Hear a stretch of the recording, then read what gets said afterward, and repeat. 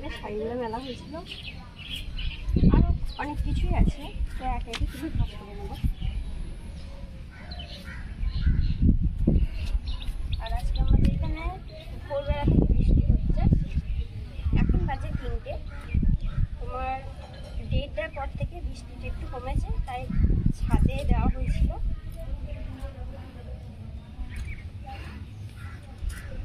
এই যে দেখো, আর দেখো ভাজ করে রেখেছি। আসলে আমি দড়ি দিয়ে রাখি, কারণ তার নিচগুলো ভিজে আছে, আবার ভিজে যাবে।